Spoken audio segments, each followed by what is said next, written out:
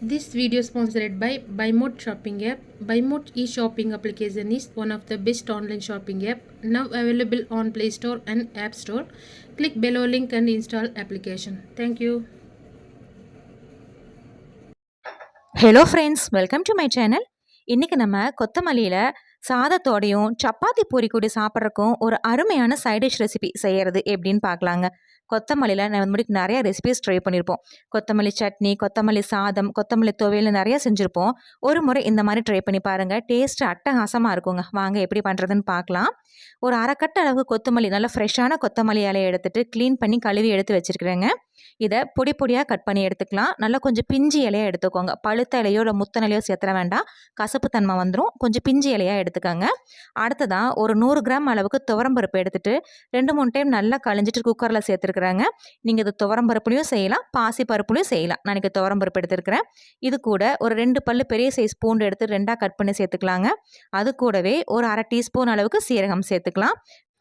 அடுத்ததான் இது கூட 1 டீஸ்பூன்லேருந்து 2 டீஸ்பூன் அளவுக்கு நல்லெண்ணெய் சேர்த்துருக்கிறேன். நீங்கள் நல்லெண்ணெய்க்கு பதிலாக விளக்கெண்ணையும் சேர்க்கலாம். பருப்பு நல்ல பூ போல் வெந்து வரும். கூட 2லேருந்து 3 பிஞ்ச் அளவுக்கு மஞ்சத்தூள் சேர்த்துக்கலாங்க. இது எல்லாத்தையும் சேர்த்துட்டு இந்த குக்கருக்கு ஒரு மூடி போட்டு மீடியம் ஃப்ளேமில் வச்சு ஒரு 4லேருந்து 5 விசில் விட்டு வேக வச்சு எடுத்துக்கலாம். பருப்பு நல்லா கொலையே வெந்து வரணுங்க, அந்த அளவுக்கு நல்லா வேக வச்சு எடுத்துக்கணும். இப்போ விசில் வந்து ப்ரெஷர் ரிலீஸ் ஆகிடுச்சுங்க. ஓப்பன் பண்ணி பார்க்கலாம். பாருங்கள், பருப்பு இந்த அளவுக்கு நல்லா கொலையே வெந்து வந்திருக்கு. இது மத்து வச்சு நல்லா கடைஞ்சி எடுத்து ஓரமாக வச்சுப்போம். அடுத்ததாக ஸ்டவ்வில் ஒரு பேன் வச்சுக்கலாம். பேனில் 1 ஸ்பூன்லேருந்து 2 ஸ்பூன் அளவுக்கு எண்ணெய் சேர்த்துக்கலாங்க. எண்ணெய் சூடானதுக்கப்புறமா நல்ல பெரிய சைஸ் பெரிய வெங்காயம் ஒன்று எடுத்து பொடி பொடியாக கட் பண்ணி வச்சுருக்கீங்க, அது இது கூட சேர்த்துக்கலாம்.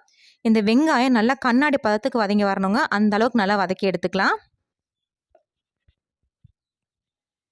வெங்காயம் இந்த மாதிரி நல்லா கண்ணாடி பதத்துக்கு வதங்கி வந்ததுக்கப்புறமா இது கூட ஒரு 10 பல்லு பூண்டு எடுத்து ஒன்றுக்கு 2 தட்டியும் சேர்த்துக்கலாம். நான் காமிச்சிருக்க மாதிரி சின்ன சின்ன பீசஸாக கட் பண்ணியும் சேர்த்துக்கலாங்க.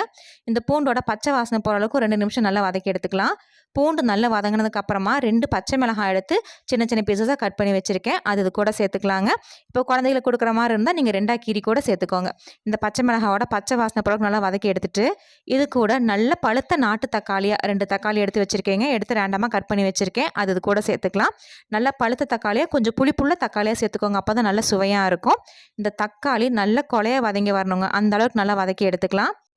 தக்காளி இந்த மாதிரி நல்லா கொலையை வதங்கினதுக்கு அப்புறமா இது கூட மசாலாலாம் சேர்த்துக்கலாங்க. 1 டேபிள் ஸ்பூன் அளவுக்கு மல்லித்தூள் சேர்த்துருக்குறேன்.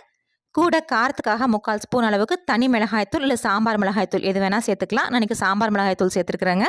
கூடவே 2லேருந்து 3 பிஞ்ச் அளவுக்கு மஞ்சள் தூள் சேர்த்துட்டு நம்ம ஏற்கனவே வதக்கி வச்சுருந்த தக்காளி வெங்காயத்தோட அந்த மசாலா நல்லா வதக்கி எடுத்துக்கலாம். ஒரு 2 நிமிஷம் நல்லா பரட்டி எடுத்ததுக்கப்புறம் 1 நிமிஷம் அப்படியே விட்டுருங்க. அது பச்சை வாசனை பொருட்கள் நல்லா கொதிச்சு வரட்டும். லைட்டாக பச்சை வாசனை பொருட்கள் நல்லா கொதிச்சதுக்கப்புறமா ஒரு டைம் பரட்டி விட்டுட்டு இது கூட ஏற்கனவே நம்ம கழுவி க்ளீன் பண்ணி கட் பண்ணி வச்சுருந்த கொத்தமல்லி இலைகளை சேர்த்துக்கலாங்க.